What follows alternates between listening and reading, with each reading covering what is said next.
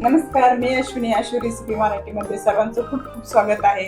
आणि आता थंडी चालू आहे, सकाळचा उठण्याचा खूप कंटाळा येतो आणि मग छोट्या मुलांसाठी तरी काहीतरी बनवावं लागतं नाश्त्यासाठी.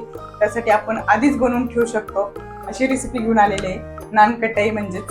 चला तर मग नानकटे बनवण्यासाठी काय काय साहित्य लागतं ते बघूया आणि आपली नानकटे बनवून ठेवू शकता. आरामशीर महिनाभर राहू शकेल अशी नानकटे आपण बनवत आहे. चला तर मग बनवायला सुरुवात करूया. नानकटे बनवण्यासाठी ते मी घेतलेला आहे 2 कप मैदा, 1 वाटी वनस्पती तूप, 1.5 वाटी पिठी साखर. ज्या वाटीने आपण पिठी साखर किंवा तूप घेतलेले त्याच वाट्या मी 2 वाट्या मैदा घेतलेला आहे. आता आपण मिश्रण तयार करू. ते मी 1 बाउल घेतलेला आहे, त्यात तूप घालून घेऊया. तूप आपण म्हणजे जास्त गरम नाही केलेलं आहे, तसं घेतलेलं आहे मी. आणि त्यात पिठी साखर घालून घेते. छान फेटून घेऊया. या पद्धतीने एकजीव करून घ्यायचा पूर्ण. छान असं फेटून घेते. छान फेटून झालेलं आहे, लफलफी झालेलं आहे, मस्त असं क्रीम, जशी क्रीम असते तसं झालेलं आहे. आता आपण पीठ घालून घेऊया जसं बसून तसं. पूर्ण एकच वेळेस नाही घालणार मी, थोडं ठेवते आणि मिक्स करून घेणार आहे. सर्व पीठ घालून घेणार आहे आता मी. झालेले आहे. आपण आता त्याच्यात व्हॅनिला फ्लेवर घालून घेत आहे, 2 थेंब, किंवा वेलची पूड घातली तरी चालेल. आता छान मिक्स करून घेणार आहे मी. अशा परातीत घेऊन मी मस्त गोळा करून घेणार आहे एक हाताने.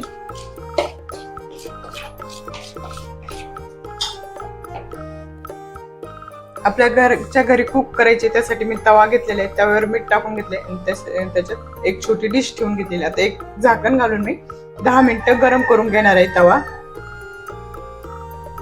बघत असाल खूप छान असा गोळा झालेला आहे. आपण काहीच नाही टाकलेलं त्यात, बेकिंग सोडा किंवा बेकिंग पावडर काहीच नाही घातलेलं. मस्त गोळा झालेला आहे आणि आपण कुक करण्यासाठी घेणार आहोत छोटे छोटे गोळे करून.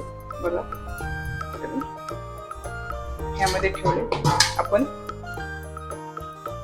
10 मिनिटं ठेवूया, तोपर्यंत आपला तवाही गरम होत आहे. 10 मिनिट झालेले, आपला तवाही छान गरम झालेला आहे. आता आपण छोटे छोटे गोळे करून घेणार आहोत या पद्धतीने. छान असे गोळे, छान असे गोळे करून घेत आहे बघा. आणि थोडस आपल्याला अंतर ठेवूनच गोळे ठेवायचे आहे, गॅप सोडायचा आहे, म्हणजे फुगल्यानंतर ते पसरतात त्या हिशोबाने. आणि तुमचं पीठ जास्त ड्राय होत असेल तर त्यात 1 चमचाभर दूध टाकलं तरी चालेल, म्हणजे छान असे गोळे होत नसेल तर. माझे गोळे झाले, मी नाही टाकलं. खूप छान असे गोळे होत आहे. आणि नवीन असेल तर नक्की आपल्या चॅनलवर जाऊन आपले व्हिडिओ बघा, सबस्क्राईब करा. या पद्धतीने मी गोळे ठेवून घेतलेले आहे छान. आता त्यात मी ड्रायफ्रूट लावून घेते. असे बदाम, तुम्ही कुठल्याही ड्रायफ्रूट लावू शकता, बदाम, काजू, तुटी फुटी, या पद्धतीने. बघत असाल आता गरम झालेला आहे, मी काढून घेत आहे. झाकण गरम आहे, सावकाश काढून घेते. ही डिश आपण ठेवून घेणार आहोत या पद्धतीने. पुन्हा झाकण ठेवून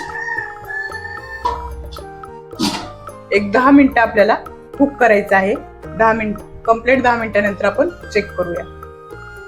आपल्याला गॅस कमी नाही आणि फास्टही नाही, मीडियम साईज मध्ये ठेवायचं आहे.